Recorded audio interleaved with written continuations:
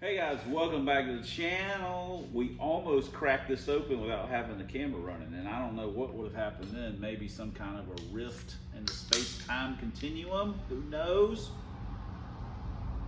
Oh man, not gonna lie, I needed that. Got a little bit of a headache.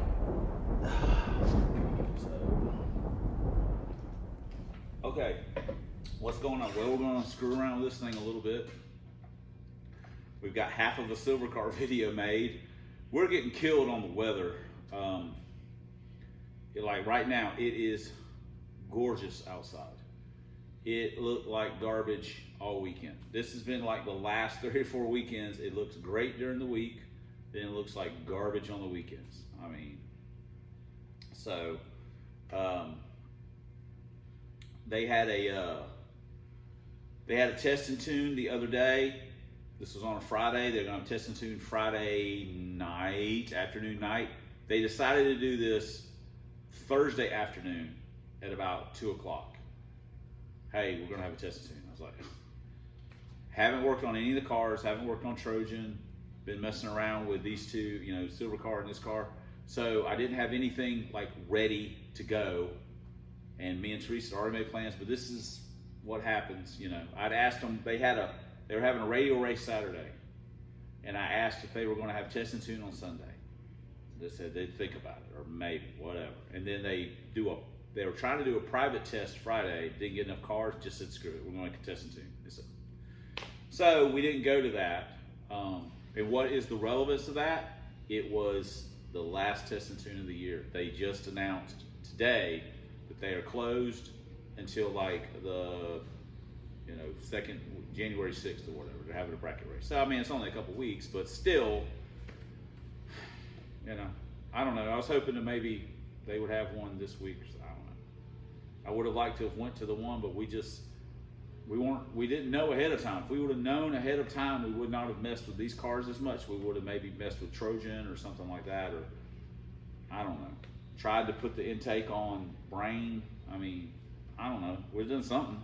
We're gonna mess around with this. A lot of different. I say you guys have had a lot of different theories. You know, I thought something had fallen had been in the intake, because the intake has just been laying around. So any kind of little bolt or washer or whatever could have fallen in it. I mean, I'm surprised that's never actually happened to me, considering how I just leave stuff laying around.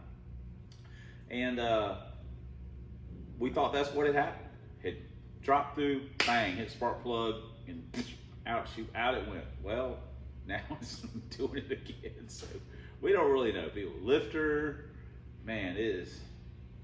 I've never had a lifter sound like that, but I don't know. So we're gonna screw around a little bit with it and see where we're at. We started, not even warmed up.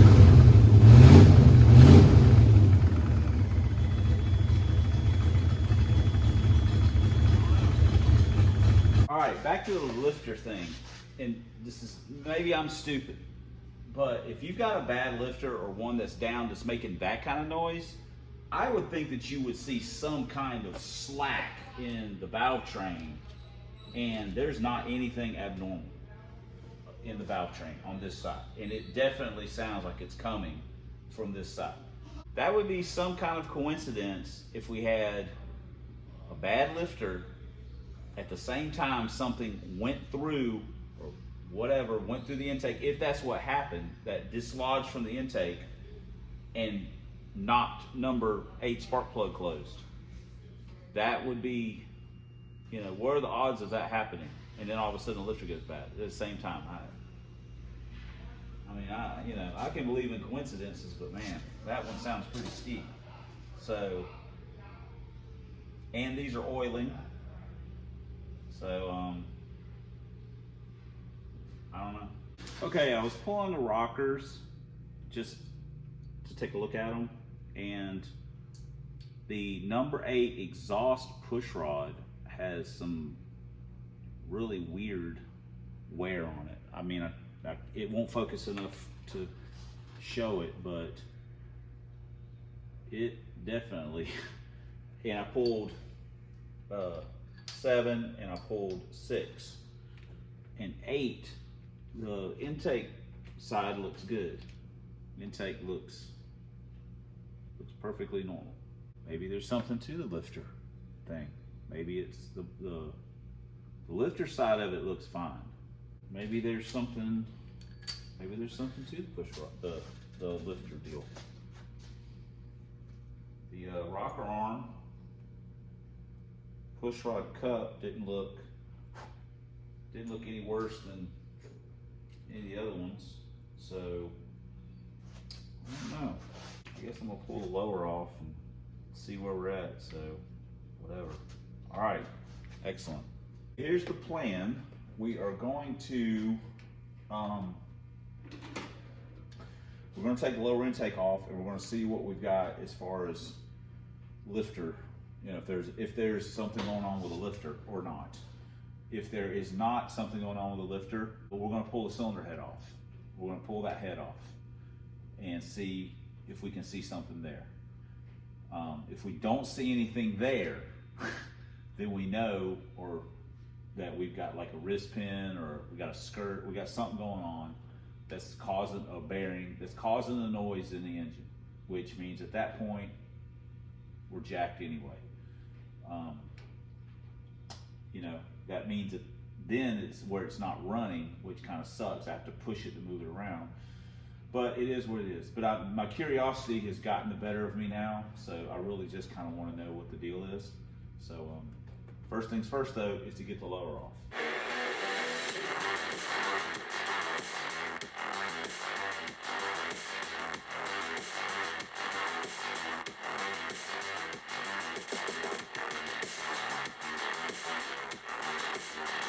Well, nothing out of the ordinary on the lifter. At this point, we're gonna pull this cylinder head off, just because. I mean, like I say, something's going on. Okay, last head bolt.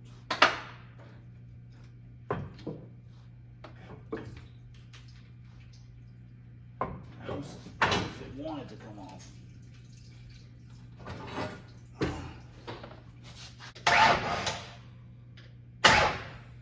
Whew. Yeah. Wow. That does not look super awesome.